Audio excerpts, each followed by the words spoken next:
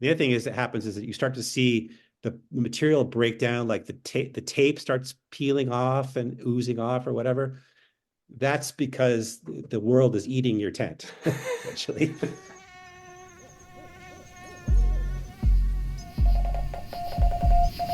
Welcome to the Wild Dispatch!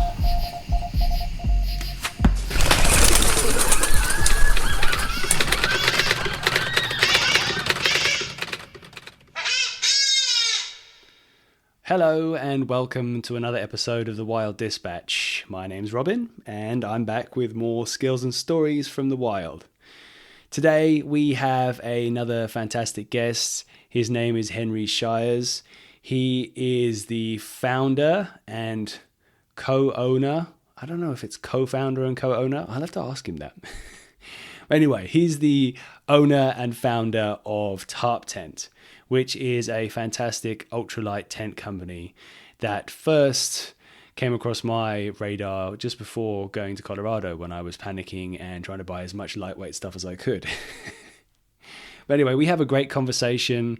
He tells his whole story and shares some really good experiences and stories about his time backpacking out in the wilderness, but also his experience growing a company, an ultralight tent company. And then also I managed to squeeze some technical info out of him about all kinds of stuff to do with tents, fabrics, what's important, what isn't, the pros and cons, and then some greater knowledge like good choices to make whilst out in the backcountry and what should go in your pack and what should maybe be left behind. So, all that to say, in fact, there's actually probably one other thing I should mention. There was a bit of a sound issue. No big deal. But you might notice after about 30 minutes, a very slight change in the sound quality. It's just, I had two separate things recording, and the first one started acting a bit weird. Not that I found out until after in the edits. So, thankfully, the old saying, two is, two is one and one is none, is definitely something that I followed, and that came in handy this time. So if you enjoy this podcast, then feel free to do all the things that people who like podcasts do. Give the show a follow. A 5-star review is always appreciated. And I mean, I'm going to give autonomy to you. Express yourself however you want. Write a song. Paint a masterpiece. Anyway, I'm really going off the rails now. Here's Henry.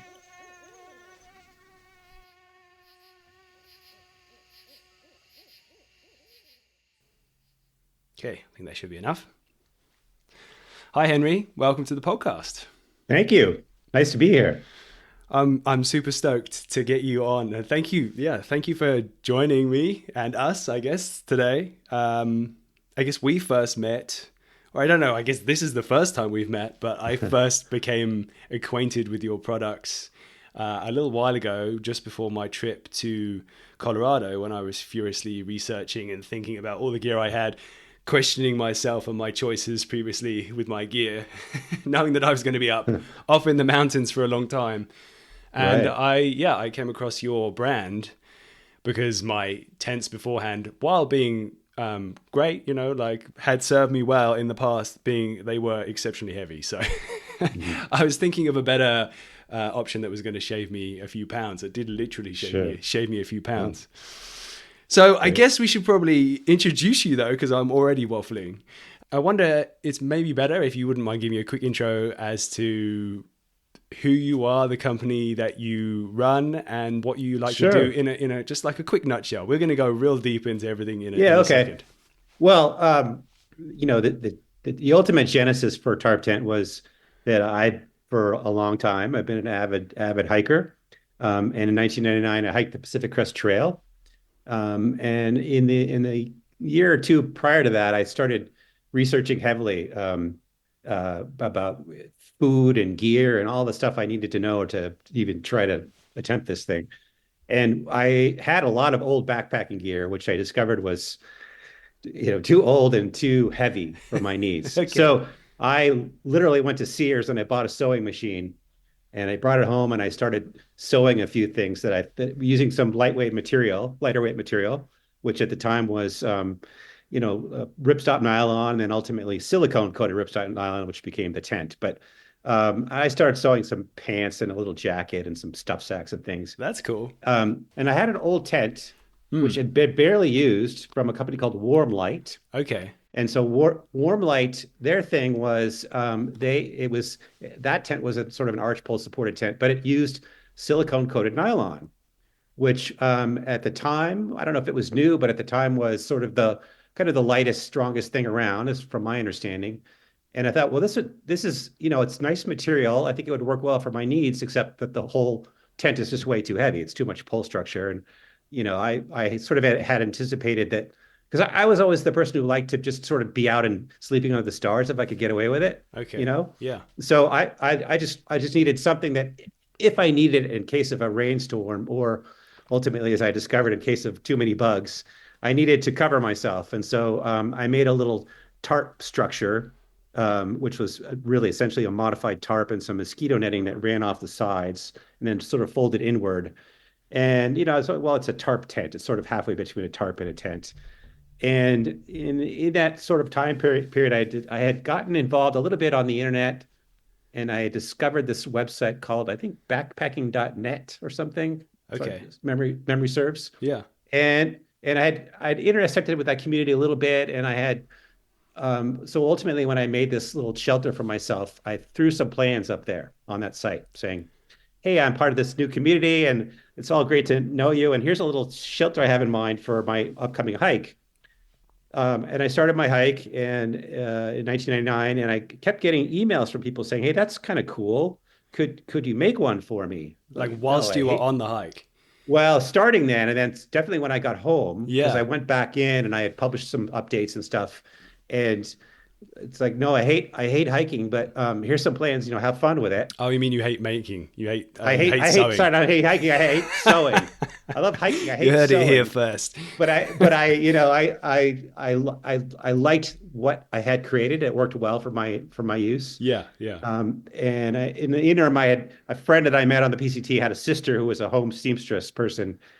It's a long story, but I ended up when I kind of published my plans early on in like 1999 or even 98. So I updated them, and then I kept getting requests. Can you make me one? No, no, no. Here's the plans, and that would have been the end of it. But my wife, in the following, I think in 2020, hiked the JMT Which is in the California, the what's John Muir the Trail John Muir Trail? Okay. in, Yeah. in California, Yeah. with some friends, and I lent her that shelter to do that trip. And she came home and complained that it was too hard to set up, which is like, this is insane. I lived in the thing for 4.5 months. It's great. What's wrong? I don't get it. It's like, okay, fine. Just to make you happier, I will go back and create something that was easier to set up. Sort of did the same thing, but just easier to set up. Okay. And honestly, I have a technical background. I have a physics degree, and I understood sort of the high end of things, but I had no real design experience, and I had absolutely no contact with CAD, computer aided design. So I kind of fumbled around, and I came up with something it took me months, and I came up with something simpler to set up, which ended up being our first commercial product called the Virga, which was Okay. a single pole in the front and an arch pole in the back, and that turned into a four stake setup. And it was very easy to set up, and even she agreed, which that passed the test. But and then I went back. So I went back into this backpacking.net and said, "Hey, I have a new product, and I think I'm just going to go ahead and launch a website. I'm going to call it tarptent.com. In the interim, I have a friend of a friend, the seamstress person in New Hampshire at the time. If you're interested, maybe I could get her to make one for you because I'm not going to sew it, but I have Yeah. someone who Yeah. might." So anyway, we launched tarptent.com on tax day in 2002, and we were overwhelmed with orders the first day, which completely blew my mind because I thought there'd be 15 other crazy people in the world would want such a thing. It just wasn't. I had no concept that it would appeal to anyone other than the people who were on this forum, but it was a handful of people, honestly, who had expressed interest. So eventually it evolved and we found a commercial sewer, and here we are 20 Yeah. something years later with a whole bunch of products. But that was the original genesis was just to kind of satisfy my wife's desire for a simpler tent, and then satisfying the people on backpacking.net for some way to get them a product that would work well, that that I didn't have to sew because I didn't want to do any of that. So Well, I mean, it's also good to yeah, be clear in your mind about what it is that you want to be doing and what you don't want to be putting your time into. yeah, So it's good. That's very yeah, practical. So I guess yeah. that I would love to jump back into this part of the story as well. But also, if you don't mind, I'd love to go a bit further back as well. It's something I like to do Sure, with my guests sure. and kind of talk about where you grew up and kind of Yeah, yeah. were you super outdoorsy when you were young, or is that something that came later? And were you So into hiking and camping, or where did that come from? no, so that's a good question. So there's certainly my parents were not, and I grew up in Cambridge, Massachusetts. Okay. Um, but which and in my community there weren't any real hikers, backpackers that I had connected with in any way. It just wasn't in my culture at the time. But every summer we would go west to California. My dad was a professor, and he had time off in the summer, so we would go to California. We lived in this little house in the Santa Cruz Mountains, and there was a church there that had a summer backpacking um, program. Okay. And so somehow I got involved in the summer backpacking program when I was age 10 or 11. And so they my parents signed me up for this, maybe to kick me out of the house for a while. I don't know. Yeah. I don't remember requesting such a thing, but they signed me up for this. And I remember the first time, my first trip, I remember is just being completely miserable because I'd never really worked that hard before. I remember carrying a heavy pack and hiking up this steep trail at 9,000 feet and suffering. But I remember getting to this lake basin in Yosemite called Young Lakes and just being completely enthralled with the beauty of this place, the lakes and the trees and the snowfields and the night sky. And just I really fell in love in that moment with that whole outdoor experience. Yeah. Hiking aside, which I hated, but I loved actually being there. That was great. Getting there. And that the trip was such that it was a hike in, hike out thing. So I had like 5 days or 6 days in this place, and then hiked back out. Um, and I just that started it. Honestly, was that first experience. And I remember the first tent actually was something called a tube tent, and I don't even know if they're still around, but basically it was a giant plastic bag, and that was which worked fine. I remember we got rain on a couple of times, and it worked fine to keep the rain out. But I remember that was inexpensive, and it worked for what it good for. It didn't keep the bugs out, but it kept the rain off. So I guess when you're um, like 11 or 12 years old, it's you can yeah, suffer through a bit more yeah, that for stuff. sure. Yeah, but that was the start of it all for me, was the love of the outdoors and that first backpacking trip for sure. And then every year we would go back, and at some point, maybe in the following year, I suggested that they sign me up again because I loved again being in this spot. And then over time, I really did start to get into the actual exercise part of this whole endeavor. And I, Yes. I actually liked it. I learned to like the walking part. And then anyway, it evolved from there. But and then as the years gone on, we eventually moved to California, and I did actually get into hiking, and then I went to school in Colorado, and the school I chose, a school called Colorado College. Actually, one of the reasons I went there was because it's right next to the mountains, and they had clearly a lot of people interested in going hiking, and I knew I would get to explore Colorado and walk all over the place, and Yeah. I took full advantage of that for sure when I was there. Detriment to your So studies, perhaps. yeah, maybe perhaps, but it was yeah, and so it's ever since I'm and then what got me interested in the long distance hiking part was when I was 12 years old, actually about the same time that I started hiking, maybe a year or two later. I remember a book called The High Adventures of Eric Ryback. And I Okay. don't know if that means anything to you, but he he was, at least as far as I know, the first one anyway to write about com doing the Pacific Crest Trail. So he says that he hiked the whole trail. Now at that time, the trail wasn't actually officially fully completed. It was certainly a concept, but there were sections that were missing. But anyway, he wrote this book called The High Adventures of Eric Ryback. And short side story, in subsequent years, I got to meet him. I got to serve with him on the board of the Pacific Crest Trail Association, which at the time was just, Yeah. wow, I can't believe I'm meeting my idol when I Yeah. was, in those days. But just the fact that just the concept of walking that far was so mind blowing to me. I remember back in the day, I remember reading that book saying, wow, he's Superman. Like, how Yeah. could that possibly I be? mean, for sure. Eh, How far is the PCT again? It's like 3,000, 2,500 It's miles? no, it's about 2650, more or Wow. less. Yeah. Um, That's a good chunk. and then so I remember, and anyway, so fast forward to 1997, I think. My wife and I were down in just over the border from the Northern California, in Oregon, and there's a Shakespeare festival there in the summer times, or there was then. And we decided let's go there. Let's go for a weekend, have fun. And we took a break between plays, and we went up to the California Oregon border summit, and that's actually where the PCT crosses over from Oregon, from California into Oregon, is right there at the summit. Okay. And so we just went on a day hike, and we ran into these people, and they clearly were hikers. I could tell that, and I forget how we asked them what they were doing, but they told me they were walking the Pacific Crest Trail, which I had known about, and so they gotten that far, and I looked at them and I thought, these people aren't Superman. I mean, they're just dirtier versions of me, frankly. They don't, they didn't seem that incredibly athletic. Like, these are just people. And in that and I remember we got back in the car, we drove back down the hill, and I remember thinking, I could do this. I think these people can do it. They're gotten this far. I think I could do the same thing. And it all worked out that in the following couple of years later, she had finished graduate school. Anyway, it was a time when I could pull this off, and so I decided I was going to hike the trail. I'm going to jump around a little bit because I'm still curious as well about the little you falling in love with hiking as well. Yeah, yeah, yeah, yeah, Can you remember the kind of, you said that you were getting, you actually sort of fell in love with the yeah. hiking part too.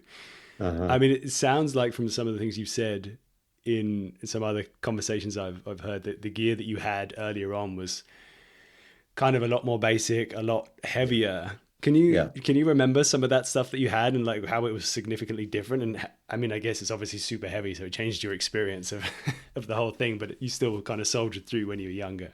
Yeah, well, I remember early on, my parents struggled to find me a pack somewhere, and I remember just being big and heavy and clunky, and like basically metal bars. I mean, it wasn't Like, like lightweight aluminum or anything, but okay, like it with was the a external very, frame kind of. oh yeah, yeah, yeah, all that. I remember it being basically bigger than I was back in the day. Um, and no concept of lightweight. Oh, and I remember these giant boots they bought me. I mean, now of course we're all in running shoes, right? Yeah, yeah, But I yeah. remember these giant boots that seemed to go halfway up my leg, and that was big and clunky things. And then I remember just big pots. I remember some big metal pot I carried up the trail, and I don't know. It was just, I mean, It's funny. it's You're making me think of it too. Like I yeah, remember that. yeah, Like my parents adamantly saying that you've really got to, and their intentions are absolutely good. I yeah, needed to have a really good solid pair of boots that are going to last yeah, me a long time. yeah, So they're probably yeah, yeah, yeah, a bit big for me because I was very yeah. quick growing. Uh-huh, uh-huh, I uh-huh, think it was like a pair of big Scarpa boots. I think it may have uh-huh. even been my dad's old boots at some point. But yeah, and those things weigh a ton, don't they? They're so Oh yeah, heavy. yeah, yeah, Yeah, yeah, I tried yeah, shifting on to buying another pair of like big boots a few years ago, and I just can't do it now. I mean, I can't do it. yeah, Like I'm used to yeah, no, trail runners and a pack sure, is yeah, fine. exactly, It's yeah, so yeah, yeah. funny. So when you were younger, then you said that Hmm. you learned you studied physics. Is that right? Hmm. So That's it. Yeah, you didn't yep. have plans to be entrepreneurial in any way. This just kind of happened. No, So what were you no, no, thinking that no. you were going to go into then? Well, I mean, to go all the way back, I actually went into school thinking I would be a geology major, and then I took a geology class, and Okay. Not that I have anything against geology, but at the time it was too much memorization of minerals, and I just it wasn't my thing. But I moved into physics because I loved the concepts that I didn't have to memorize anything or almost nothing. So, uh, Okay.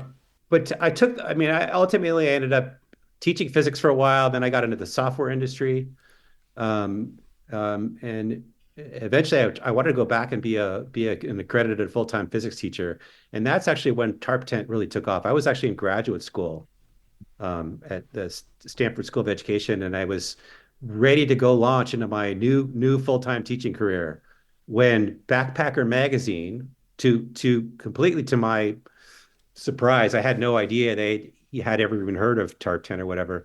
I remember in the spring of 2004. So we launched the company, but it was very kind of weekend kind of work for the most part. Okay. Launched two articles that spring of 2004, and all of a sudden our order sort of doubled overnight. And I said, well, and I had hired someone to work, and so I thought, well, I could still kind of pull this off. I can still work weekends. I can still do what I need to do to make this part work, and I can still be a full-time teacher. And Yeah. I tried that for a while, and I realized pretty quickly I couldn't do both things well, which I needed. If I'm going to do something, I'm just the kind of person I need to do it well, you know. Yeah. And so Yeah. I couldn't. I just there was no way, and I thought, well, I'll just go with this Tarp 10 thing for a while until it fails, and then I'll go back and be a teacher because I'm good to go there. So anyway, here we are all these years later. But yeah, it was never a plan. It was always just going to be if at most a little side business, Yes. little something to do on weekends mostly. Was there a distinct moment that you can you remember? Because you said that you're trying to juggle. Because I've heard this kind of story as well with other people who are like trying to set up their own archery shop or other companies, Hmm. and it's that point where Hmm. you've got to make like take the leap. Yeah, You got to make that yeah, jump and go right. Okay, I'm going all in. Was there yeah. like a moment or a thing that happened that you just like just totally snowed, or can you remember a certain time? Well, I remember after my first year of teaching, I'd gotten hired on to a local high school in the Bay Area, So how old were you at this and point? Sorry. uh, well, I would have been 44, Okay. 44. Okay. Um, and and that teaching contract expired, and I had taken over the position of someone who was on leave or sabbatical or whatever for a year. And the contract didn't immediately renew for me because that person was coming back. So I was going to have to go out and find a different job anyway, probably a different school, because they Yes. already had the physics teacher was coming back. So that was sort of the moment where I could do that, or I could just sort of see where this goes, because I think I think I could put enough food on my table to make this work as it is right now with the order level that it is. So that was sort of the moment. It wasn't forced, it wasn't a necessity, but it was sort of a natural break in my new career where I was going to have to work a little bit to move on, to get another teaching job. So, Yeah. So I wonder, where should we go next? oh, actually, I'll give you a little kind of something you might want to ask me is, Yeah. it's because what happened in 2000, so I made this sort of decision to switch permanently in 2005 going into six, but then we moved from the Bay Area in 2007 because our house was overrun with tarp tent stuff all over the floors and doors and windows and everywhere else. Yeah. So we had to make a big jump to a new place where we had room to make this really work. Is that when you moved to Nevada City? Nevada City. Yeah. Yeah. Okay. Which is where I swung by briefly to Yeah. pick up my tent, I think from yeah, I swung around and Probably. grabbed it there. I think Yeah. so. What I was going to say is while you were doing this and you're setting up, well, first of all, you're juggling two businesses, or you're not two businesses, but you're juggling your career Yeah. as a teacher and then also Mhm. going with Tarp Tent. I'm guessing you were pretty busy at that point. Did you have time to go off on adventures and do some hiking yourself, or with Cynthia, your wife? Were you Um, managing to get off on some trips? I mean, it takes a big commitment to do one of the longer trips, right? Yeah, definitely nothing of that length. I mean, yeah, here and there, at most a week, and more like a long weekend sort of trips here and there. That I've been fortunate in the succeeding years to have. Oh, I met someone who used to be a reseller for us in the Netherlands. He and a couple of buddies and I all met up in Spain and did a nice walk together. I've been to Colorado a bunch of times. I did the Colorado Trail subsequent to that. Tell me A about few that. things. What's that? Tell me The about the Colorado Trail? Colorado Trail. Yeah, I mean, Oh, Colorado obviously, Trail. anything you want, like Yeah. Spain as well is good. But yeah, Yeah, yeah, I yeah. was just there, so I mean, it's an amazing Oh, place. okay. Well, the Colorado Trail actually, yeah. So, well, the big the story there was so I think this would have been in maybe 2005 or thereabouts. So I was kind of in this changeover process, but I started in Denver, so I was going north to south, and I actually had to turn it into 2 years because I got to within a few days north of I think it's Monarch Pass, the Salida area, which is below Monarch Pass, Okay. and I got Giardia. Oh no. Yeah. And I was really sick for a couple of days or 3 days, just stumbling along, trying to find a way out. And I got to Monarch Pass and was able to get a ride down the hill to Monarch or to Salida, and I went to the hospital there and they treated me for Giardia.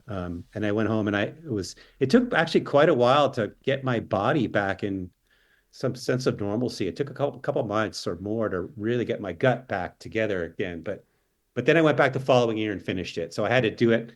I had to sort of section hike the Colorado Trail, which I hadn't done before. But yeah, That's hectic. yeah, So was that from yeah. drinking water straight from a spring, So or do you because do I you had have an idea what well, it was?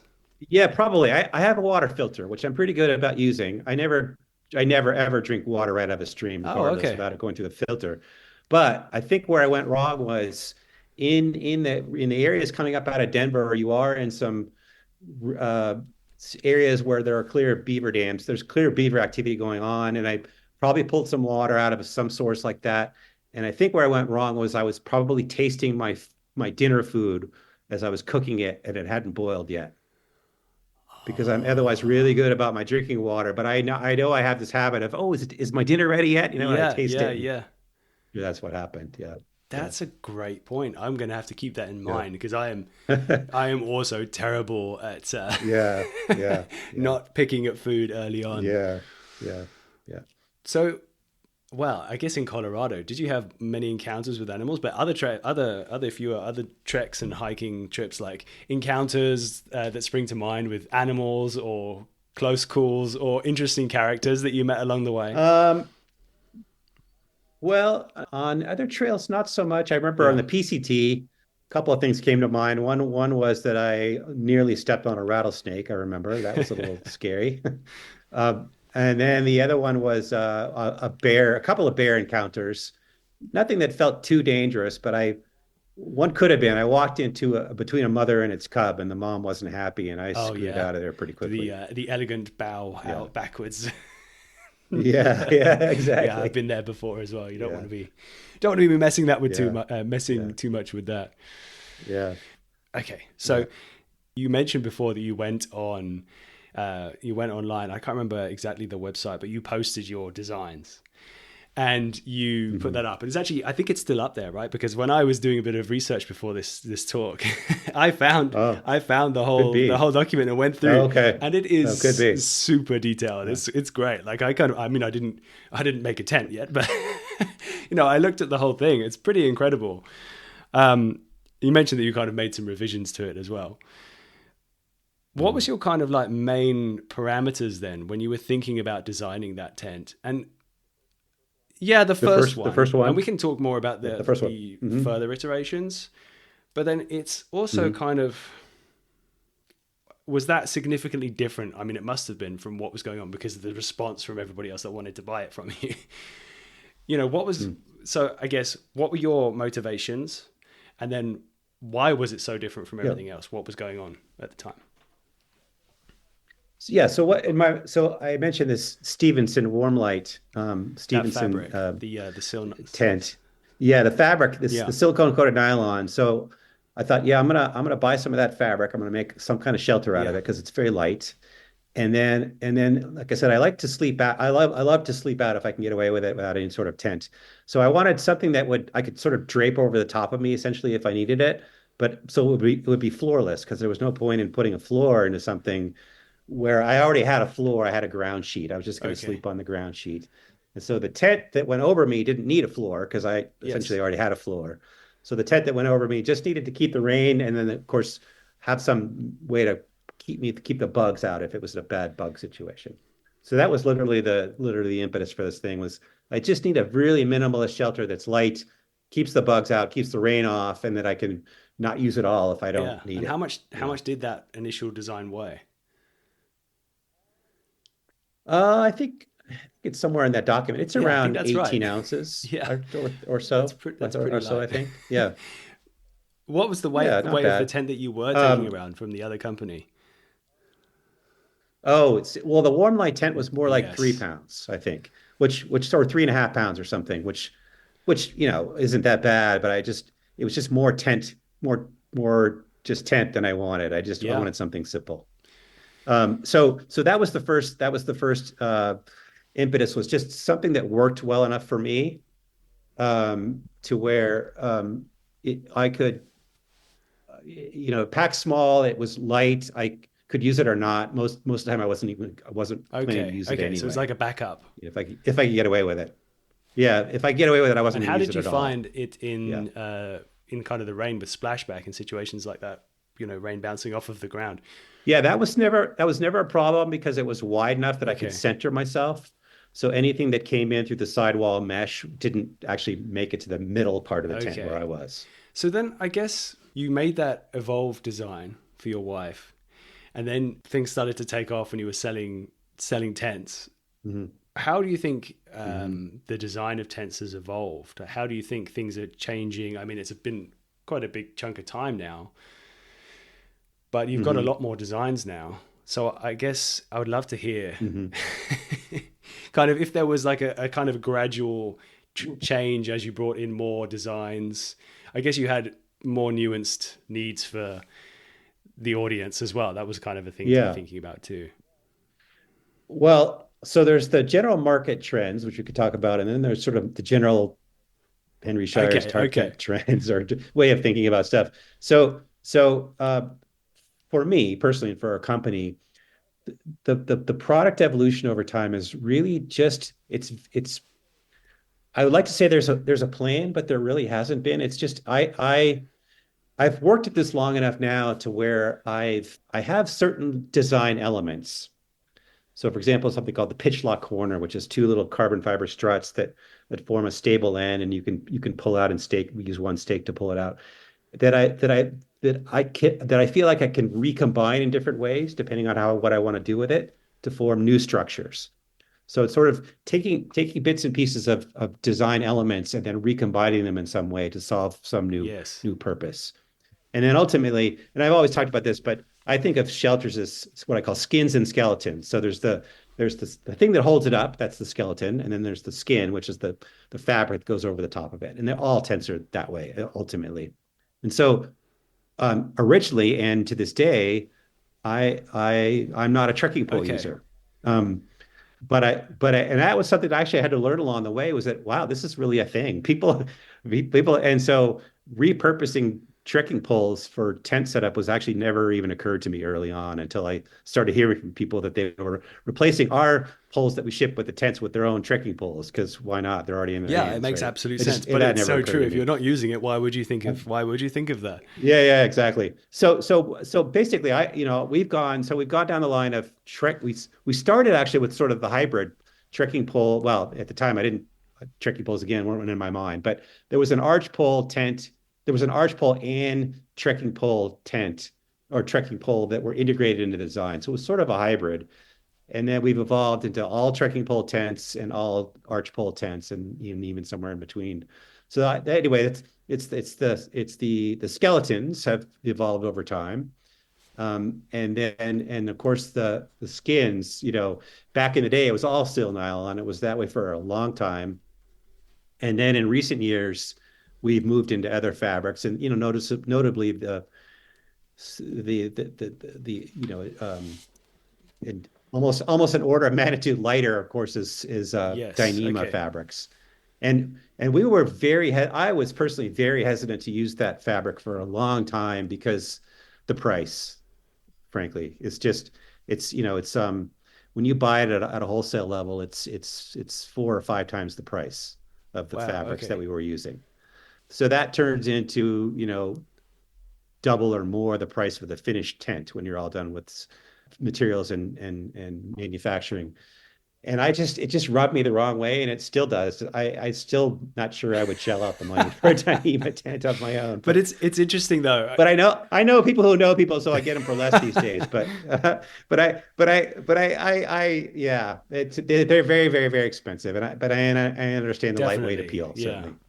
But anyway, we've evolved into all kinds of fabrics, and that was an evolution over time. And again, it wasn't planned, but we look at the market, we look at the needs, and we try to fill the niches, I suppose, where we can. Yeah. Yeah. And it makes absolute sense. Like, this is the thing that I really noticed about your products is they have very good reviews and they do a really good job. I can sort of vouch for that, having taken the tent out Hmm. into the mountains. But also they're like at a really good price Hmm. as well, which definitely seems to be like it's clear from it's the price point that you have with a lot of the tents. They're like very good value for like a super light tent. It's amazing. So I can understand why maybe the Hmm. Dyneema approach rubbed you the wrong way a little bit at first, but I mean, it's even lighter, and people obviously Yeah. want Yeah. they want to do everything they can Of to, if they want course. to spend the money and have like Of the course. most Yeah. Yeah. ultralight Yeah. lightweight Yeah. experience they can, Yeah. then power to them. Yeah. But there's a couple of questions I wanted to ask.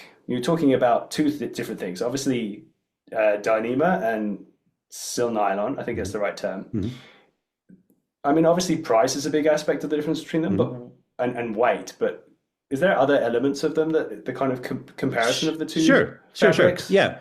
So, and actually, up on our site, we have a fabric comparison. But essentially, that the features and benefits of any fabric are some combination of weight, strength, longevity, and then what happens in the event of water. Does it absorb any water? Does it run off?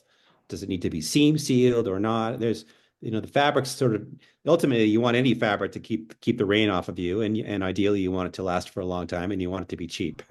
And Yes. pick any two because you're not going to get all three out of any fabric. Yeah, yeah. But Okay. but um, so there are definitely upsides and downsides to all fabrics for sure. Certainly with Dyneema, the upside is the weight, and the complete non-water absorption. It just never absorbs any water. It just runs off and dries quickly. Okay. The downside to Dyneema and other what I call laminate fabrics is that they tend to break down much faster. So a laminate fabric is multiple layers of material that are high pressure glued together. So Dyneema fabrics, and there are some new competitors on the market, but they that we're actually starting to look at, but they all are layers of material that are high pressure glued together. And it's the layering that breaks down, especially the stuff called mylar, which is the stuff that gives it the waterproofness. And so, Okay. so what happens with these fabrics over time is that and especially the more that you stress them and the more that you hard crease them, you fold them, bend, put a lot of Yeah, bent hard yeah. creases in the material, is that Okay. tends to shatter the laminate. It breaks down the laminates, and so you start to develop pinholes in the fabric and all this stuff. And so we tell people that Dyneema fabrics last roughly, it depends how you use them, but 2/3, maybe 3/4 the lifespan of a coated material, like a coated nylon in silicone or polyester. And so that's the essential trade-off. It's the lifespan, I think, cost aside. Okay. Yeah. Yeah. So I guess hence why there's definite instructions I remember reading in multiple places that it's don't stuff your tent into a Correct. sack like Yeah. firmly like you might a sleeping bag. Correct. You Yeah. need to like try and be gentle with it, fold it Gentle. Yeah. gently, Yeah. and just ease it into that bag nicely. Exactly. Yeah. Yeah. So anyway, so the upsides are certainly that it's very waterproof. It's completely non-stretch. We could go into stretch Okay. with the upsides and Yeah. downsides of stretch, but Let's stretch talk is about that. great if you can lock the fabric panel. So if you can tension the fabric at all the appropriate tension points, and it's really locked, then it has no way to go anywhere in the wind. which is kind of the Oh, highest performance you can get, right? There's no panel, there can't be any panel movement if the fabric, if the surface is locked from stretching or any of its tension points.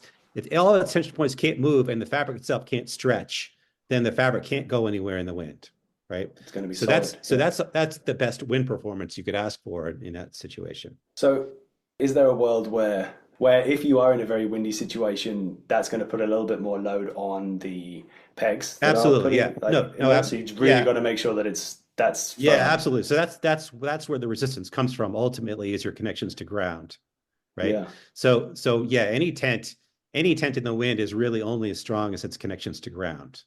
And that applies to all Yes. tents. So if your ground connections fail, and I always tell people this is the thing with freestanding tents, which people don't quite seem to. It sounds good on paper. Freestanding sounds great, except when it's windy and then it becomes free floating, unless it's well staked, right? So Yeah. yeah, you're absolutely right. It's all about connections to ground at the end of the day, for sure. Okay. So I've got to say, like, I was up at, I don't know, about 10,500 feet, 11,000 feet in Colorado, and in amongst a bunch of deadfall, Hmm. because there's a lot out there. Hmm. And some big storms came rolling through one afternoon. I was very happy that I was by the tent at that point because I just finished walking around unsuccessfully looking for elk. And it was pretty lucky, yeah, because I ducked into the tent and a storm kind of blew through Hmm. for a good 3 or 4 hours. And it Hmm. was, I mean, it was the most potent storm I think I've ever Hmm. heard. You know, the noise of everything Yeah, just coming through the mountains sure. and sounds like a steam train coming Yeah. through there. But I was really impressed with how everything held up, and the tent was really, really stable. And I think that that's a, and I guess this maybe leads into a bit of another question I Hmm. have, but yeah, it impressed me how steady everything was Hmm. in the design, Hmm. and just like there wasn't much flapping going on. Hmm. You know, for the amount of drama going on outside, it Hmm. felt like there Hmm. should be a lot more movement happening, and I guess that's to do with kind of how you decided to construct. Hmm. I mean, maybe we could talk specifically about the Hmm. tent that I have, which, if I remember correctly, I think it's the dipole DW, Okay. I believe, for the one The person. one, yeah. Hmm. Hmm. Yeah, so it's just the one where you've got like the two Hmm. poles. It's Yeah. just pretty much using the two poles, and then there's a couple of little poles as well, which are like holding for like extra head and leg We room, we foot we room. we just got our patent accepted on that model today, actually. Speaking of Oh, well, that that's one. great news. Yeah, yeah, Okay. yeah. And so what the aspect of that is the extra headroom and the foot room, is that, or is there a number of different like elements of that that are part of the Oh, pattern? over the patent? Oh, it has to, Yeah. yeah, no, the patent has to do with the layout, the geometry of the tent. So basically it's a rectangular design. The poles are inset from the rectangle, uh, you know, cut away from space.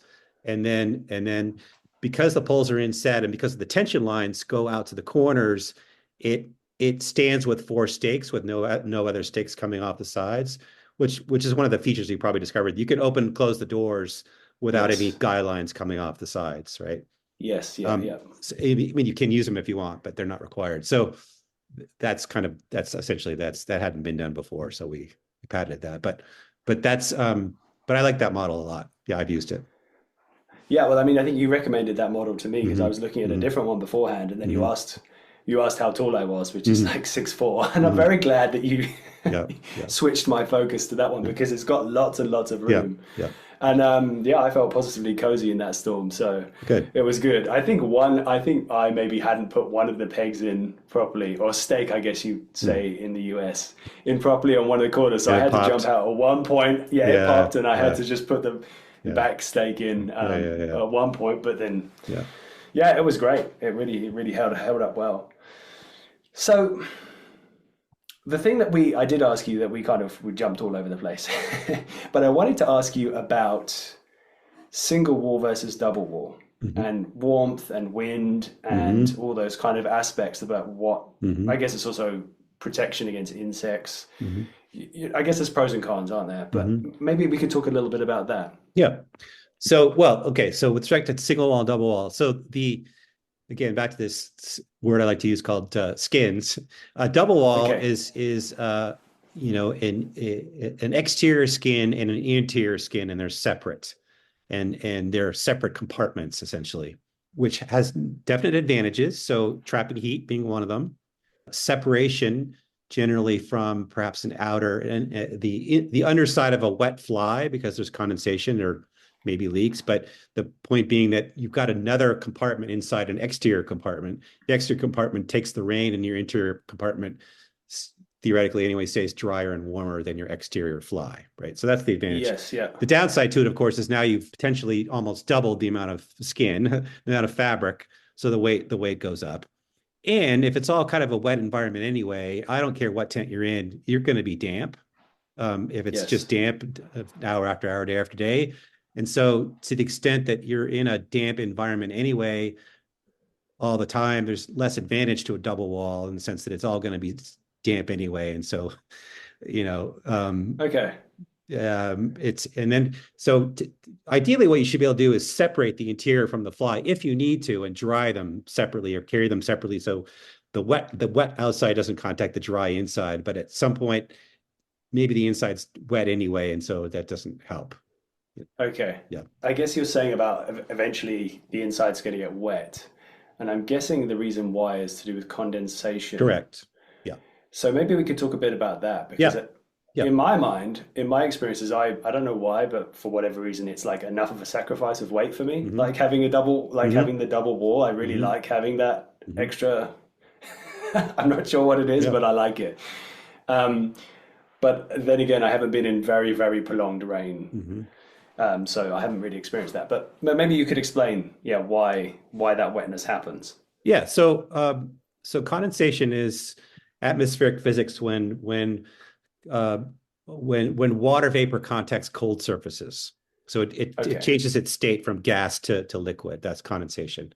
And so it happens in all environments when you hit that critical, it's called the dew point, where the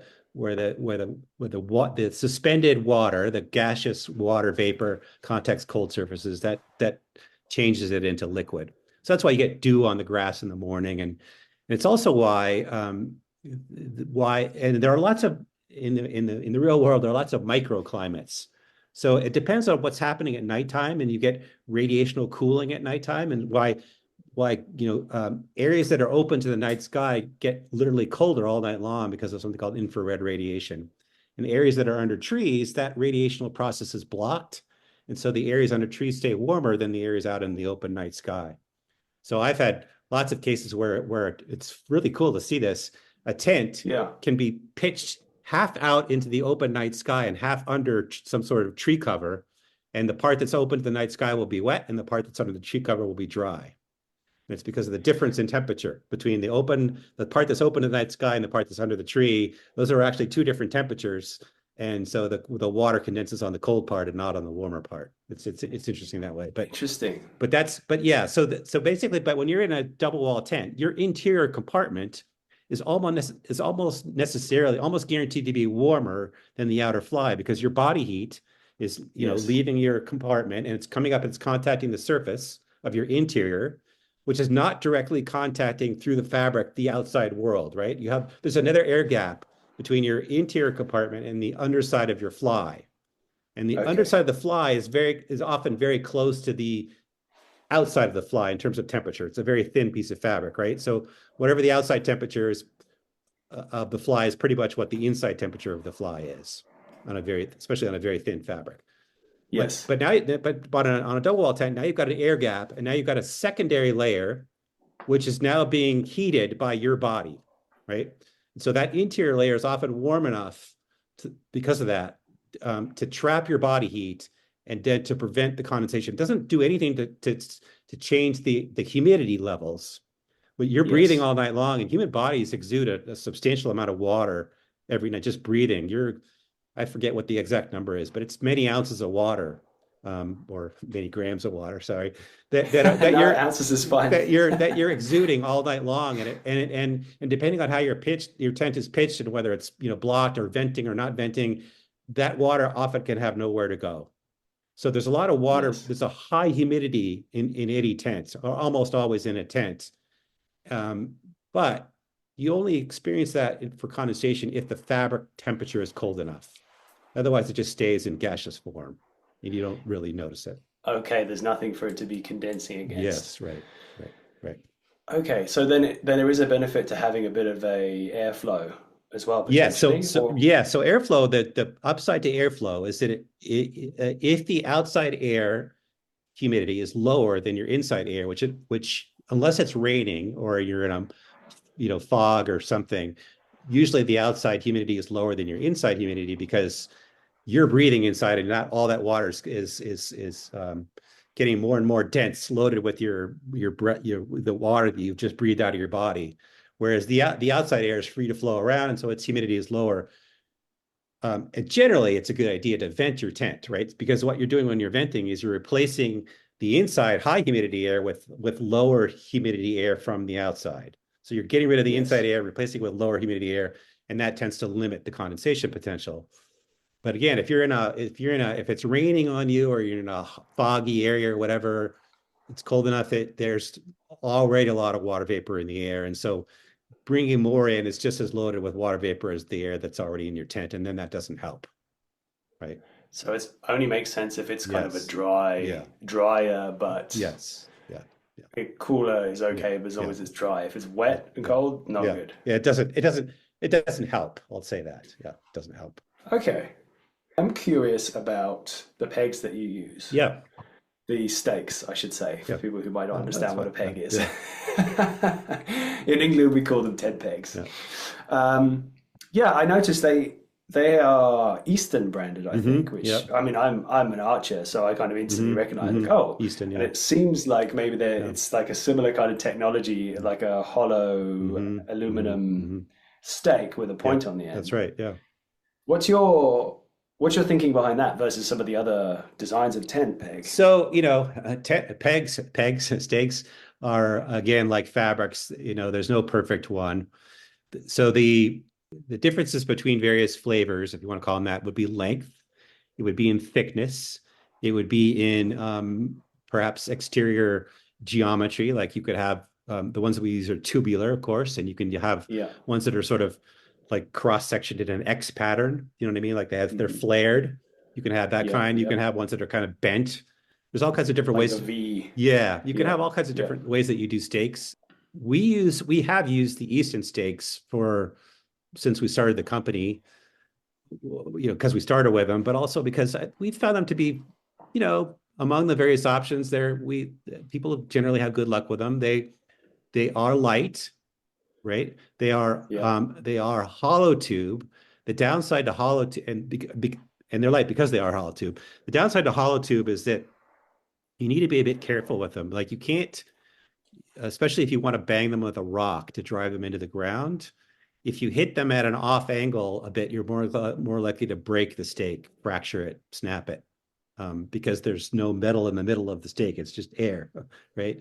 Yes. They're good. If possible, you always want to kind of hand insert a stake, just push it into the soil with your hand. Okay. And the thing about the Easton stakes, it makes that actually quite viable, assuming your soil permits, because um, they have that wide flared head on them, and it doesn't hurt your hand to push them into the soil generally.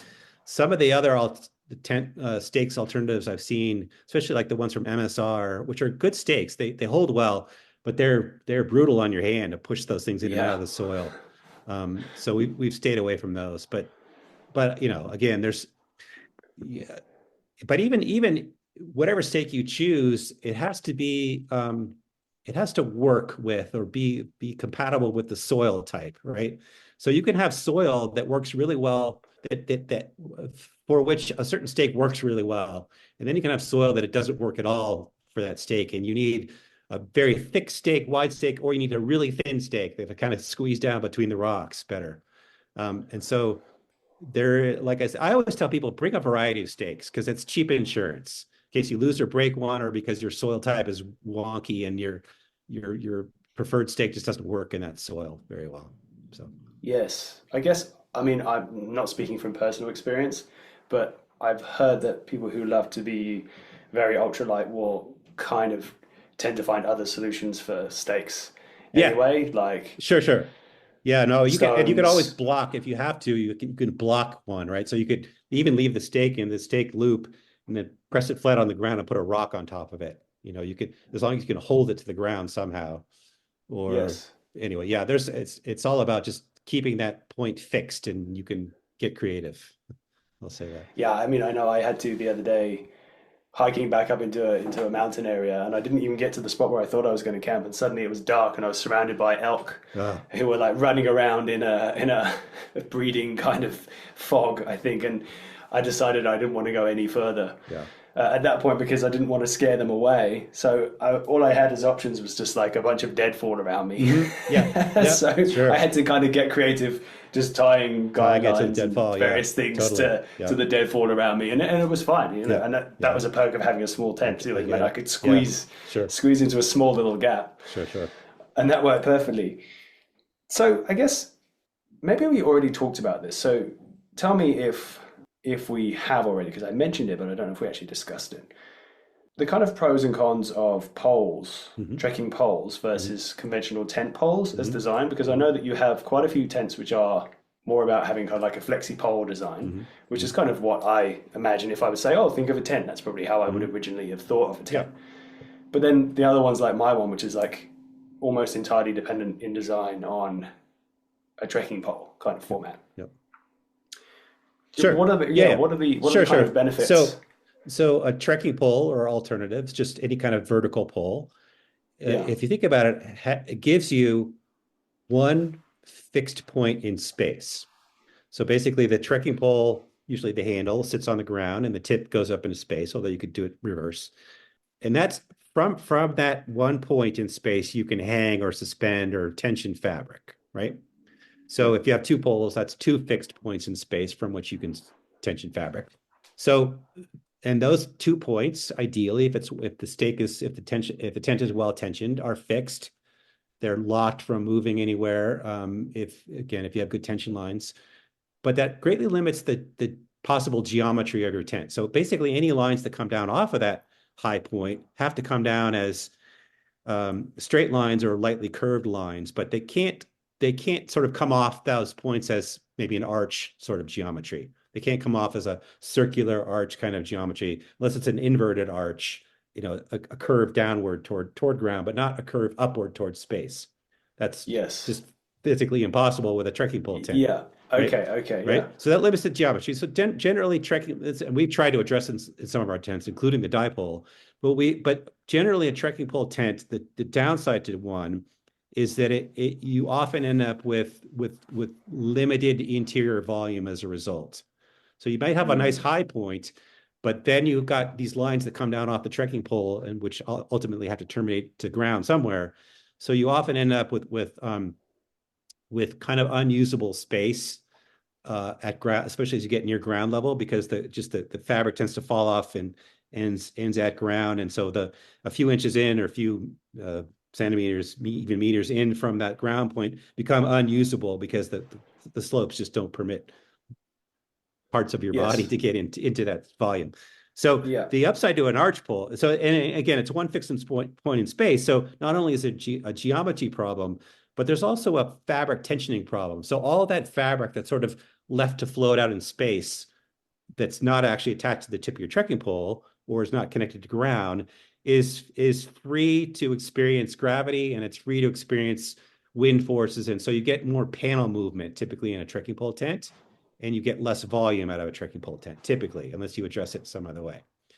Um, Yes. Okay. so I call those the unsupported panels, right? So basically, a panel that's the span of an unsupported panel is anywhere in between the fixed points that doesn't have any kind of physical structure to hold it up. So an arch pole tent, the advantage of an arch pole tent is now you've got not only one point in space, but essentially an infinite line from ground to end of that trekking pole or the arch pole, sorry, from Yes. which to pull against, from which to suspend your skin, right? So that often again the advantage of the arch pole there is that you've got in theory and in practice more volume that you can use to shelter your body, your pack, your your dog, whatever. And you've got more um, fixed structure to pull against. So your fabric support can often be better in an arch pole tent, sorry, than a trekking pole tent, because you've got that one long continuous line, or in the case of a two arch poles, two long continuous lines to pull against and to suspend from. So that increases your geometry and often increases it decreases your arch, the area or length of your unsupported span on a tent. You've just got more to pull against and more to hold up in space than a trekking pole tip or two. Okay. And it might just be my own personal experience with other tents that have poles, which I have had my whole life camping. Mm-hmm. But this new design, your tent held up so well in the wind Mm-hmm. and had so little movement Mm-hmm. against the wind as well, Mm-hmm. because I was using extra I basically used everything I had. Yeah. I had a bunch Yeah. of extra pegs, and Yep. thankfully I put it all out before the storm came through anyway. I didn't Yep. know it was coming. Yeah. But I have experienced in the past where tents with poles kind of can flex a lot more. They may be Yes. held by guys and things, but Yes. they flex. And because I'm a Exactly. tall guy, sleeping corner to corner, Sure. there have been times getting hit in the head with tent poles. Of course, yeah. So again, so an arch pole starts life from a straight pole, which you bend, you flex into space, right? Yes, So yeah. depending on that pole material, yes, you can get a lot of flex in an arch pole. So that the pole itself, which starts out in no wind as an arch geometry, then can flex and bend in all kinds of distortions from that original shape, depending Yes. so again, the performance ultimately depends if you want high performance, what you want is, well, this is actually one of the interesting things about that original Warmlight tent that I talked about, was that's an Easton pole also, or Easton poles. And those are very wide diameter poles. They're not that thick, but they're very wide diameter poles. And they're very, very, very stiff. And they're pre-bent, actually, pre-bent poles. So they're actually not so much bent into places. They are already pre-bent, and then they're just inserted to form one continuous arch. But the bending is already sort of built into the material. It's already pre-bent, and there's very, very little flex in those poles as a result. So those are very strong. Whereas something like a very light carbon fiber arch pole, starting with straight sections, but of course now you've bent it or flexed it into an arch pole, that's free to move around all over the place under wind stress. So you're absolutely right. Depending on the material, the performance of that arch in wind or under stress is highly dependent on the material. You can have all kinds of performance levels, from really bad to really good, depending on the pole that you use. Yeah. Yeah, no, that has definitely been my experience too. Yep. It has. And so this is one of the things. So the lighter the tent, right, the more you have to decrease the weight of the fabric and the weight of the pole structure, one way or the other. And so that is one of the essential trade-offs in lightweight arch pole tents, is you're giving up performance because the arch poles just can't stay stiff under stress. I mean, to be honest, the tent that I'm thinking of wasn't even lightweight. It was a pretty heavy tent. It's like a 2-man, 5-pound tent or something. Yeah. Not lightweight at all. Yeah. But yeah, it might have just been my personal experience in that situation. Yeah. And it's not true for all tents. Yeah. So I guess we could talk maybe a little bit. We touched on this slightly before, but waterproofness. Yeah. I think it would be helpful for people to understand, I think, hydrostatic Yeah, head. of course. Yeah. And then also maybe let's answer that one first, Okay. and then I'll duck into a similar kind of question. All right. So what hydrostatic head refers to is, it's actually the number that's given for hydrostatic head refers to a column of water that stands on top of a fabric surface. At the rating is at which the height of the column of the water at which water starts to seep through the fabric. So suppose you have a hydrostatic head of 3,000 millimeters, for example. Okay, that's a column of water 3 meters high, standing on top of a fabric surface. And at that point, the water starts to seep or break through the fabric. And then you have to ask yourself, well, what's the weight of 3 meters of water? Well, as you can imagine, that's a substantial amount of weight, right? 3 meters of water high. Yeah. So that's definitely. actually that. So now It's like 10 foot, right? 10 yeah, foot of exactly. water. Yeah. So that's a lot of water. That's a lot of weight. And in the real world, no rain, even wind-driven rain, can get anywhere close to that number. That's not the way it works. Where you can get close to that number can be if you on for flooring, because now your body is on the flooring. You're pressurizing the fabric with your body weight. And depending on how your body is arranged, you can let's suppose that you're standing on one toe inside your tent, right? So all your Right. entire body weight is now in that tiny little surface area of one toe. Now you can get extreme pressures, right? And so that would exceed the a comparable height of water. And so that's where water pressure rating really starts to come into real world kind of difference, is on floors, and depending on how the floor is pressurized, particularly by people laying on the tent or standing up or kneeling or whatever inside on the floor. That's where it starts to matter.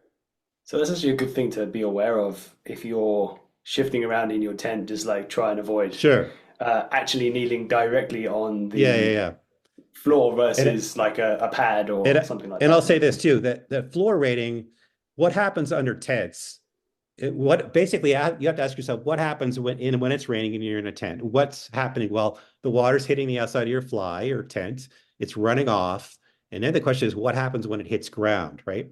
So there's a couple of things that could happen. It could soak in, it Yeah. could run off to the sides of your tent, or it could run under your tent and puddle. And that's where you start to have problems with floors, is when water runs under your tent and puddles, and most especially if you've got a ground sheet now, where water gets trapped between your ground sheet and the underside of your floor, and you're lying on top of that, and the geometry situation is such, the divots in the ground are such that you've got a water bubble that you're lying on top of, and that water has nowhere to go as you put more and more pressure on top of the water bottle, except by coming through the floor, right? Yes. You put so much put so much pressure on the water pushes back at with the same force, and that's when you can sometimes squeeze water through your floor if it's allowed to puddle under your floor, which is why we always tell people, be careful with ground sheets. Don't ever let the ground sheet edge stick out in the rain, for example. You don't want water to hit the ground sheet and flow onto your floor. And try to look around and intuit, has water ponded in my site before? You could clearly often tell that Hmm. water tends to pool there in prior rainstorms. And so avoid those sites, because you don't want water ponding under your floor if possible. Okay. Yeah, I did have one situation whilst I was out there that I think it was actually during that same storm, a small stream did start coming through from from up the hill. Because Oh, yeah. I mean, this was an area amongst a lot of thick Sure. deadfall, and I didn't have anywhere. There wasn't anywhere else that I could actually practically be. Sure. So I was just kind of like, oh, this is probably the best of that I have available to me. But I did have a bit of a stream start emerging, like just a small, probably like 2 or 2 inches Hmm. Hmm. wide, just going straight under the Hmm. ground sheet. But I did at some point try and I think I dug myself a trench Hmm. to just like direct Hmm. the water Hmm. away Yeah. because I wasn't feeling too happy about having water running under there. No. So Yeah. good to Yeah. hear that Yeah. that's the thing that I should Yeah. be Yeah. avoiding. So anyway, back to the general. So you see all kinds of ratings. You see them from, as low as 1,000 to, Yes. in the case of Dyneema, oh, it's well over 10,000. We have a pressure tester here in the office. I think it only goes to 8, and that's way less than ultimately what Dyneema measures. But again, I would argue it's overkill. I mean, it sounds good. It sounds Okay. good on paper. Like, oh, 20,000. It's like, okay, that's great, but you don't need that much in the real world. It just, we'd never need that kind of pressure rating. Yeah.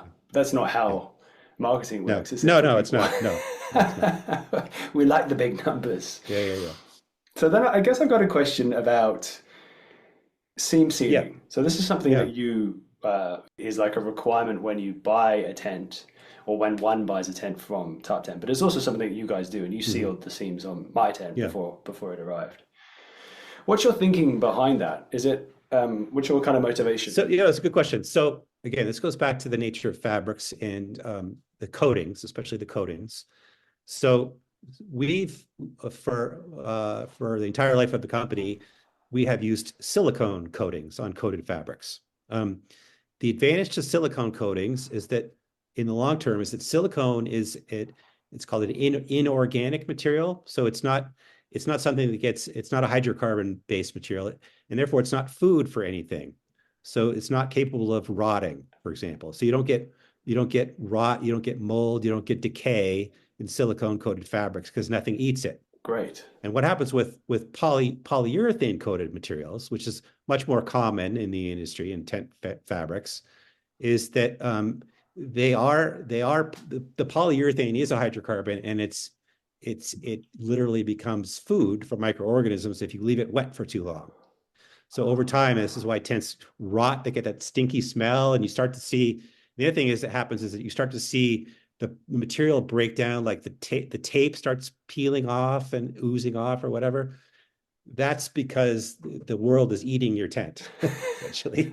Um, and um, and why polyurethane fabrics are so popular, frankly, I think, is because they are seam tapeable.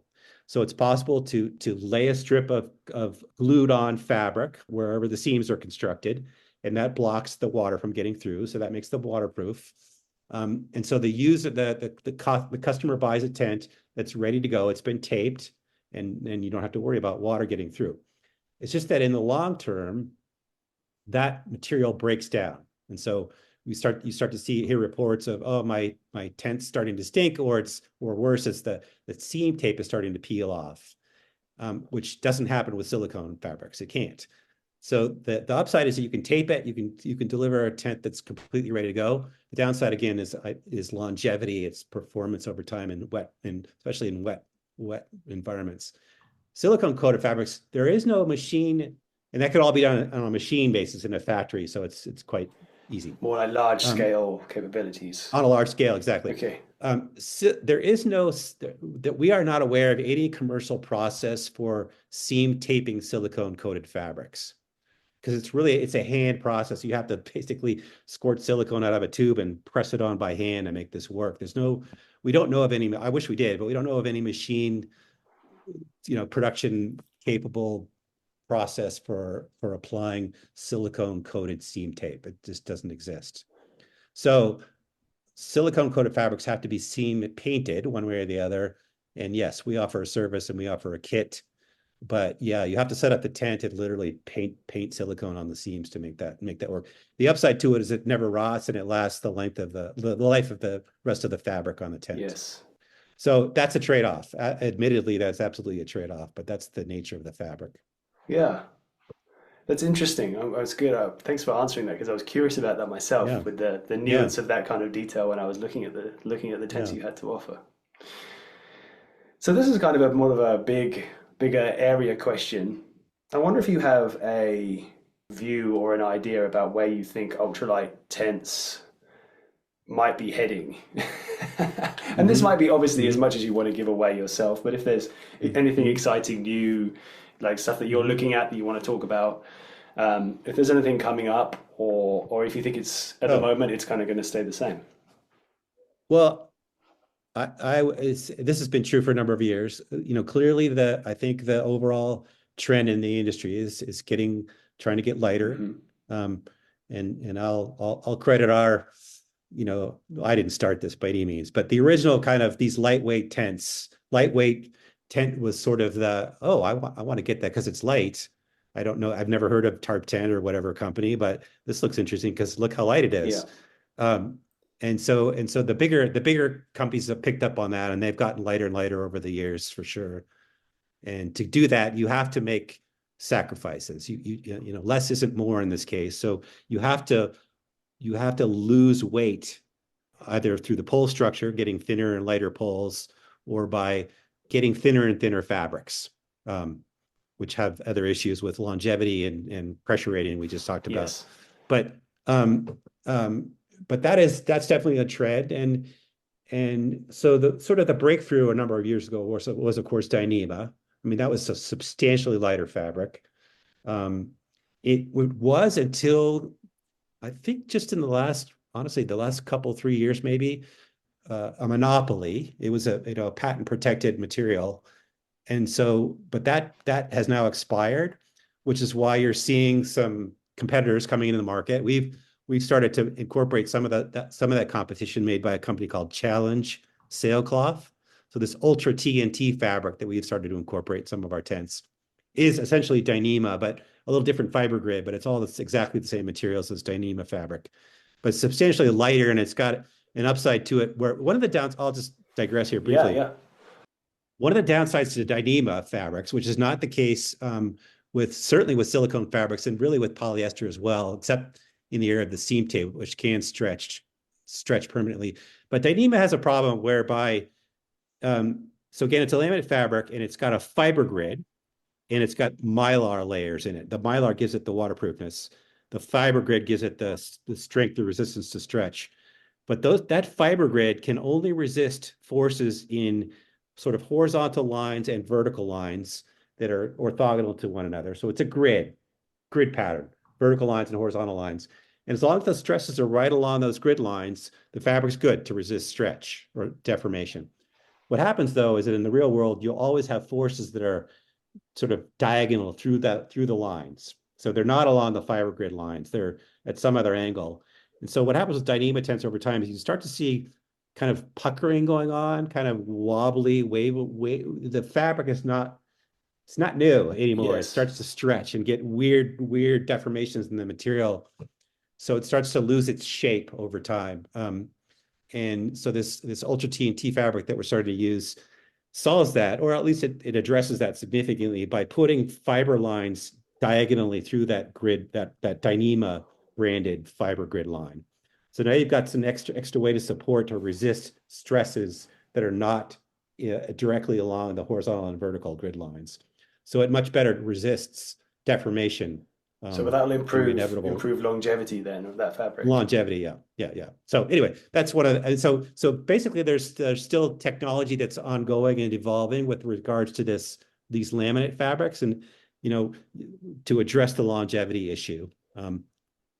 That even these fabrics though don't address the problem with mylar, which is kind of a plasticky material, and it has no way to resist stress except by stretching, frankly, or by fracturing. So there's still this inherent problem with the mylar material, and I'm hopeful that in the long run, people much smarter than me will come up with a mylar replacement fabric that doesn't have this problem. But that's one of the problems. But I think getting lighter, stronger, higher longevity fabrics is, of course, I hope for that. I don't know if it'll happen in my career, but maybe. Yeah. And then so and then back to the pole structure. So Yeah. trekking poles are here to stay for the long run. I'm sure of that. And then again, arch pole structures. So right now there's aluminum, there's carbon fiber, there are composite materials that we're starting to use called cyclone, which is sort of a carbon fiber, fiberglass kind of composite fabric. Again, they all have weight, they all have resistance to stretch and stress and breaking and all that. They're all on a spectrum somewhere. I mean, there's no perfect anything. Yeah. So, Yeah. Okay. Well, how are you doing for time? You I'm good? good. Yeah. Okay. Just Yeah. double checking. We've just got kind of one little thing that I mentioned before about. I'd love to talk a little bit about some top tips for people who are thinking about doing extended backcountry adventures or through hiking if maybe people who already have some experience, but people who are maybe new to it as well. But there's a few things I have written down here that might be helpful tips if you don't mind sharing some of your wisdom. Yeah. There's a few little areas here, sections I have here. You mentioned one thing beforehand, but maybe this should fit within that, and it's a thing just to kind of reiterate about site selection. I think that's a really good thing to kind of mention. So you were saying even if something as simple as what's above you is important, right? And then obviously level, thinking about looking for puddles. Is that so? That's all correct. That's things that we need to be looking out for. Yeah. So look right at your site. Try to based on evidence, flow. You can generally tell where water tends to pool. Avoid those spots. Look for wind breaks whenever possible. So if you're in an area where wind can be a concern, and you can get yourself situated in a place that at least partially blocks that or breaks the wind flow, that's always a good idea if you can help it. And then what we tell people, we have this little video that's how to avoid condensation. And one of the things we talk about is if you're in an area where there's clearly water around one way or the other, falling from the sky or already on the ground surface, is get up out of the lowest, coldest spots. What happens in, especially at lake basins, it's a lot like camping at the beach in Fort Bragg, right? You have this marine layer. Yes. And it's not all that high. It's maybe 6 feet high. So, but if you're down near the water level, the humidity level is significantly higher than if you're able to get above that low area that's right next to the water, because all the cold water is contacting the air and it's sort of condensing right where the air Yes. contacts the cold, and so you get this fog, essentially a fog layer in that basin area. So get up out of low cold spots. And then, as we talked about earlier, get under trees if possible, because that stops the radiational cooling that happens on clear nights, especially. So that basically effectively the trees are becoming a bit of a blanket for infrared. It's a So barrier. it's Yeah, it's a just blocking. reflecting that heat Just back and stopping it from just going off into the nothing. yeah, Is that right? it stops yeah, essentially. Um, Okay. so do that if possible. Oh, the other thing, I mean, we haven't talked about this really, but this is something I learned on my through hike was, or tried to do on my through hike, is if you're in bear country, avoid places that are clearly campsites that are generally used, because bears are very habitual and they don't want to waste resources just wandering around hoping to find food if possible. They will go back to sites where they have found food in the past, Yes. and that tends to be where people are camping, right? Yeah. So don't camp if you can. I understand there are concerns about, we don't want to screw up the environment, and always camp lightly if possible, but just don't camp in places that are, if allowed, if possible, don't camp in places where people clearly have camped before if you are in bear country, because bears will come back to those spots. And then also don't cook where you camp if at all possible. So cook and move on, because bears will find the smell. But if you're not in that space, then it's not a problem. But if you're in the space where the smell is emanating from your spot, you don't want to be there when bears come looking for that. So Yeah, I was just hearing a story from someone just a few days ago. His buddy, well, he was actually there on the bike ride that we were together, but he was woken up by a bear sniffing his head. yeah, yeah, Just always not exactly the alarm clock that you want no, in the no, middle of the no, night. yeah, yeah. Um, yeah, that's a very good point, I have to say. So then I guess if you're choosing gear, if you're trying to kind of save some weight, because this is something, I mean, maybe this is a psychological thing as well. I'm a bit of an overpacker.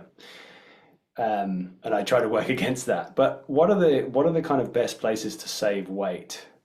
And Hmm. I know that there are resources for people to look up in Hmm. this, and if you're trying to like save Yeah, weight with packing, but sure, could sure. you give like an overview of Yeah, like the yeah. best ways to So kind of reduce the, weight? the best way to save weight is don't bring it, right? Okay. Your weight goes to zero for that particular item. So I'm just saying, be as minimalist as is comfortable for you. Everybody is their own hiker, and if you want to bring your I don't know, your guitar or whatever, go for it if you enjoy that. But just think seriously about what it is that you really need. And if you feel like you really need something or you really enjoy something, then bring it. But otherwise, don't bring it if it doesn't serve some real utility to you. That's the first thing. And of course, there's the big three, right? Your pack, your sleeping bag, and your tent. And there are always ways to save weight here and there. Usually it's on the order of ounces, but it can be pounds or kilograms, I suppose. Yeah, yeah. Um, and and then there's the inevitable kind of food and water, and that's, I think, where, oh, I could tell you a story about this guy I saw hiking the PCT who'd made it as far as, I want to say, Southern Oregon, maybe, or Northern California. And he looked like a literal skeleton because he had just completely not done the research and not thought about the issues of not eating enough food. Okay. And his body was eating itself, Oh, literally, yeah. because he just thought, oh, I'll just eat here and there, and I don't, I'll bring some top ramen, and that's good enough after having hiked 20 miles a day. No, that's not going to work. Most humans burn something like 80 to 100 calories a mile if they have a pack on their body and they're going up and down mountains. you need to intake at least that much, or you literally eat yourself. Your body can't get calories from nothing, right? Yeah, absolutely. So think and plan for if you're out on a weekend, or it doesn't really matter, but if you're out there for weeks at a time, it really does matter what you eat, I think. And there's always weight there to be had. And so if you want calorie dense food is actually the most weight efficient food. Calorie fluff food, as I call it, can be heavy and doesn't do anything for you. So don't bring it. Um, Yeah. No, that's a good um, point. I definitely um, experienced that over in yeah, Colorado, where I would pack food and I would pack way more than I think I probably should, and I'm telling myself I need yeah, less and less, and then I just eat. I would yeah, eat so much because yeah, one, yeah. being at elevation, and then Sure, two, sure. hiking many, many miles every day with a pack and Yeah, gear. yeah, yeah, yeah, It's yeah, amazing how many calories you can yeah, burn. yeah. Um, So, again, the big three, I mean, so there are all kinds of ways to, as I said, save ounces here and there.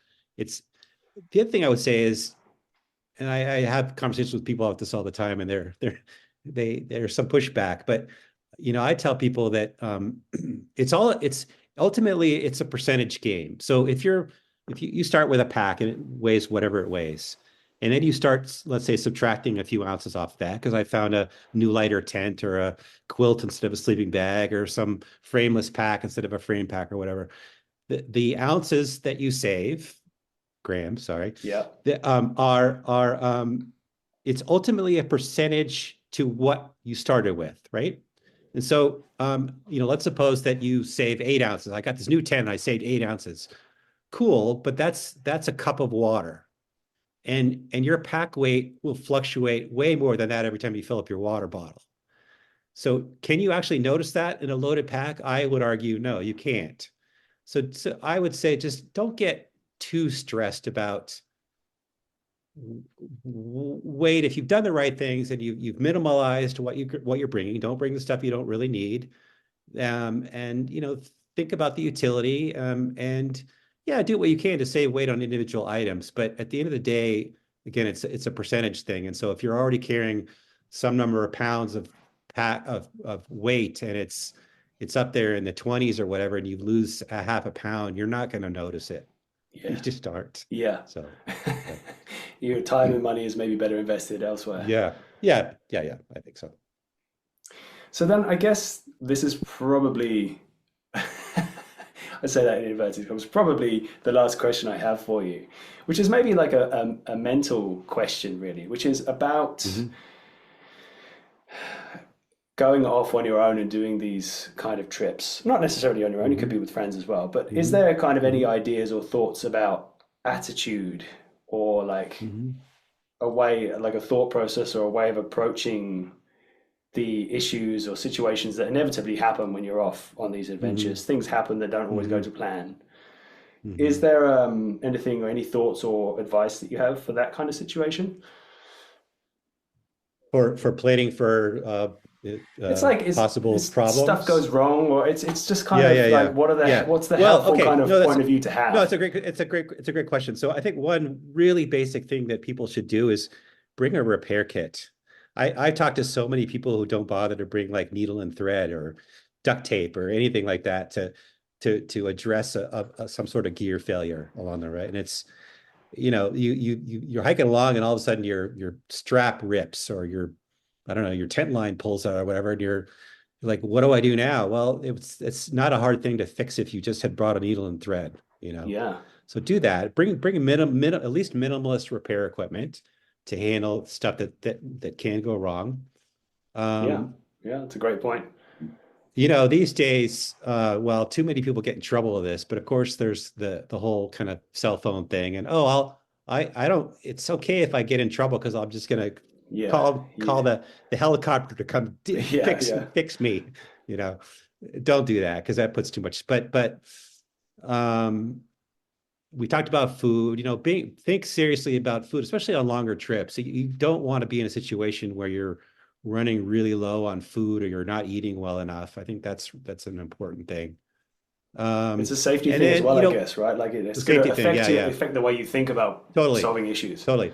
And then the other thing I would say is think, have a route. If you have a route, especially if you're going into, some sort of wilderness area or some sort of place that's not clearly has lots of people in it.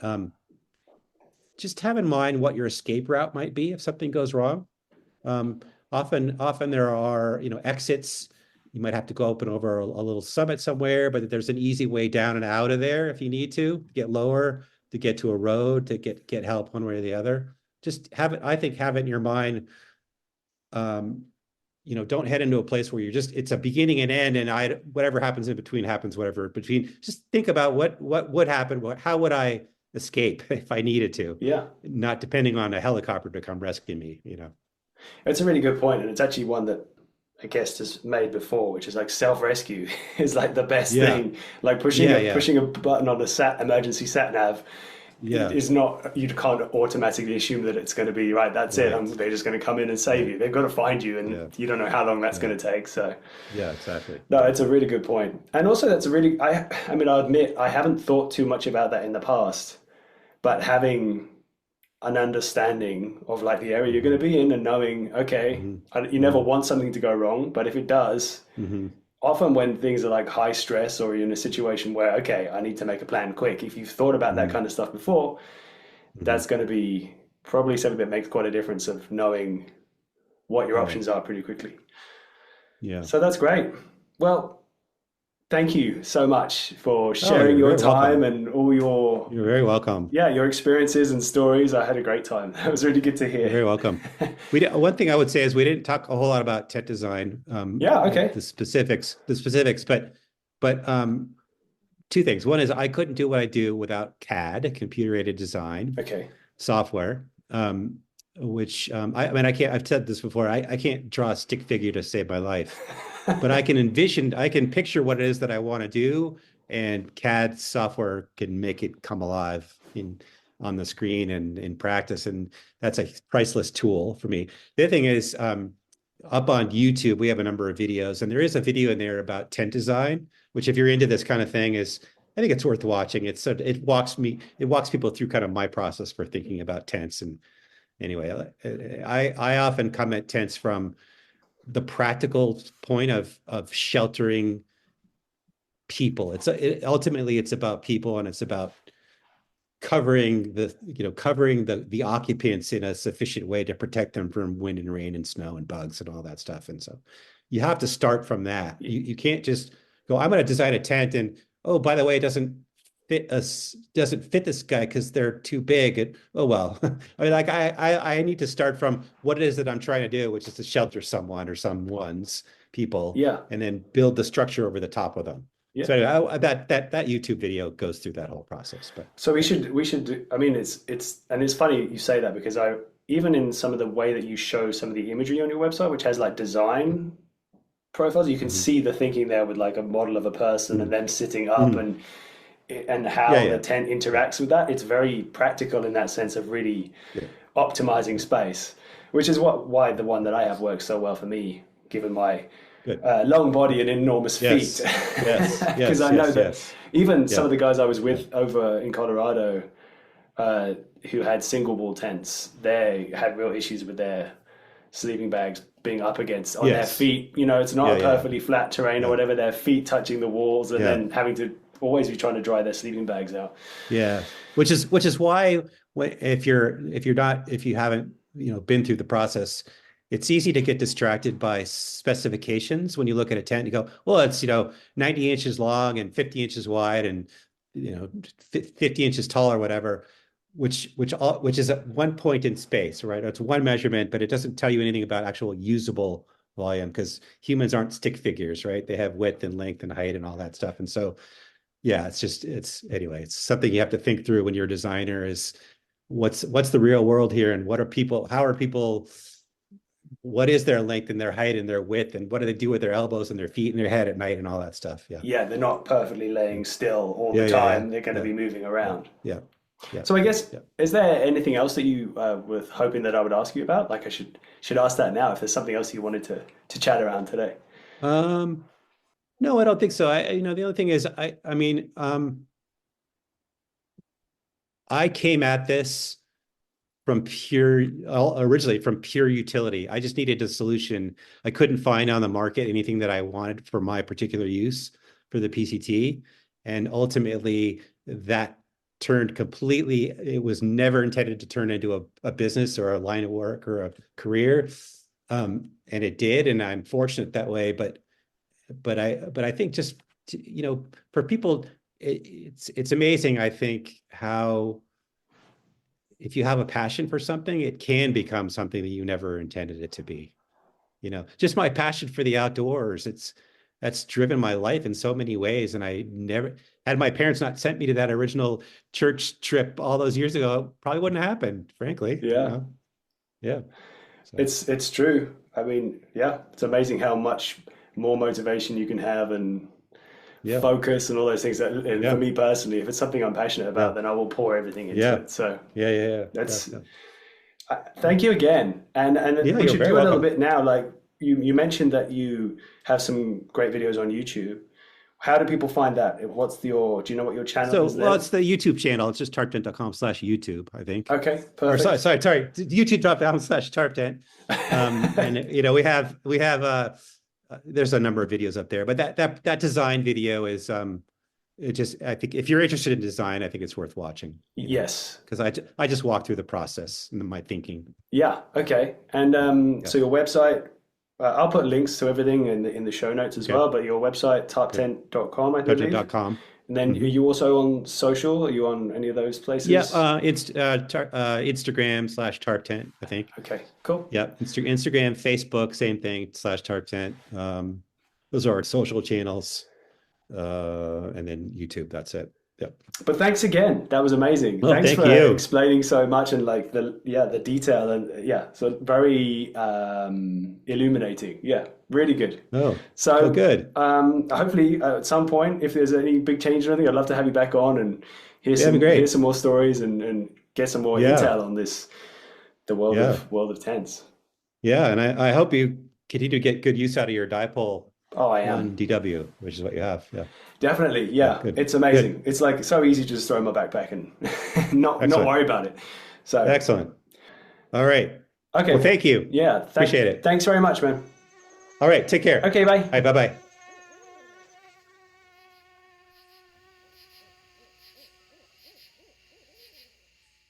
Right, that's another episode in the bag. Or I guess I should say tent bag. I probably shouldn't say tent bag. Yeah, we'll leave it in. I want to give a big thanks again to Henry. Amazing. Thank you for all the information and the stories. I'm definitely going to use a lot of that intel when choosing where to camp and about a bunch of other stuff too. So I should also add there are now a bunch of links in the show notes. So everything we talked about can be found down in there.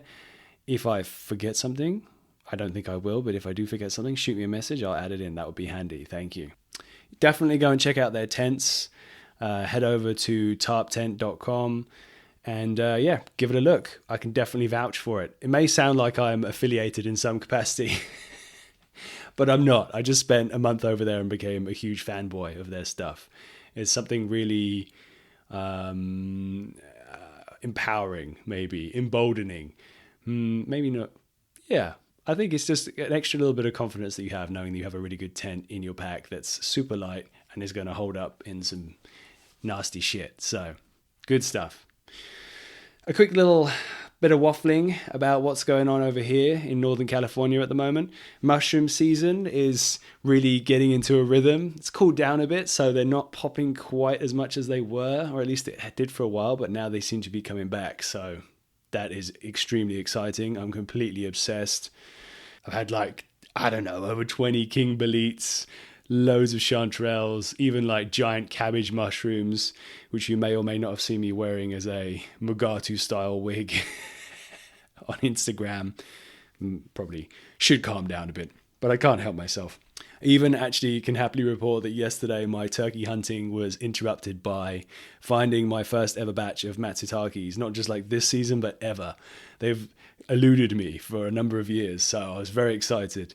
I need to do a final ID, so I'm definitely going to do a final check in the books, but I'm pretty sure that's what I found. It's a nice luxury to have, but there are almost too many mushrooms in the fridge. I might have to try and get a second fridge. Anyway, if anyone has any tips for how to handle an excess in mushrooms, then by all means send me a message. Wherever you are or whatever the season is, I hope you're managing to get outside and up to some wild mischief. Right, that is definitely enough waffling from me for this episode. Thanks for listening, and until next time.